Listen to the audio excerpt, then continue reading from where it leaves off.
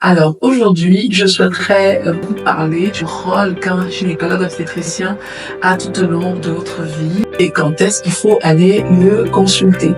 Alors j'ai envie de dire, dès la puberté et jusqu'à la ménopause, en fait, votre gynécologue obstétricien est votre allié pour affronter toutes les différentes étapes que vous allez traverser dans votre féminité. Dès la puberté, en effet, l'arrivée des règles, il est important d'emmener les jeunes filles consulter pour parler de conseils autour de l'hygiène et notamment de la vaccination contre le cancer du col de l'utérus. Ensuite, autour de l'âge de 25 ans en général, vient la préparation à la maternité, donc avec la consultation préconceptionnelle qui nous permet de repérer quels sont les risques particuliers et propres liés à une grossesse et prendre des mesures préventives pour avoir une grossesse de qualité et un accouchement sans qu'il y ait de conséquences graves sur votre santé et la santé de votre bébé. Ensuite, nous arrivons à l'âge de 30 ans et je ne cesse de le dire, à 30 ans, si vous n'avez pas encore réalisé vos projets de maternité parce que vous ne désirez pas ou parce que vous n'avez pas encore réuni toutes les conditions sociales, émotionnelles pour le faire, il est important de consulter votre gynécologue pour avoir une évaluation de la fertilité et pouvoir faire ce qu'on appelle une préservation de la fertilité, notamment par le biais de la congélation de vos ovocytes. C'est un sujet très important. Il est vraiment capital à 30 ans de faire le point sur la fertilité et de mettre en place des actions de préservation de la fertilité pour pouvoir avoir d'autres ressorts plus tard.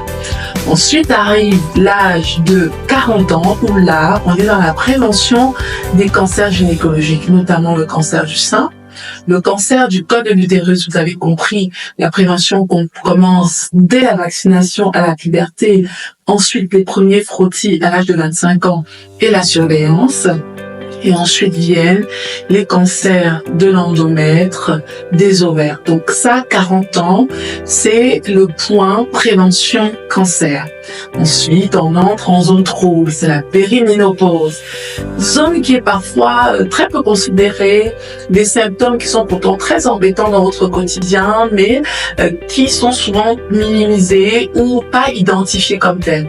Et donc la périménopause peut être une période un peu délicate où l'accompagnement de votre gynécologue obstétricien peut vraiment changer votre qualité de vie, votre morale, votre estime de soi. Et donc, si vous observez des symptômes comme les règles qui s'espacent, des douleurs, des saignements intermittents, des saignements qui s'espacent, un moral qui est en baisse, un peu une tristesse. Tous ces signes-là peuvent être des signes de périménopause. Le signe le plus important, c'est le corps qui se modifie alors qu'on n'a pas changé ses habitudes alimentaires. À ce moment-là, il faut consulter votre gynécologue pour un accompagnement vers une ménopause épanouie. Et enfin, il y a la ménopause et la préménopause, où là, il est important de mettre en place des règles, notamment hygiéno-diététiques, des supplémentations en vitamines, une surveillance vraiment armée pour avoir une ménopause et une périménopause vraiment confortable. Voilà, donc vous vous rendez compte que depuis la puberté jusqu'à la préménopause, le gynécologue est vraiment votre allié de tous les jours. Donc, n'hésitez pas à consulter votre gynécologue dans l'une des circonstances que j'ai énumérées plus tôt.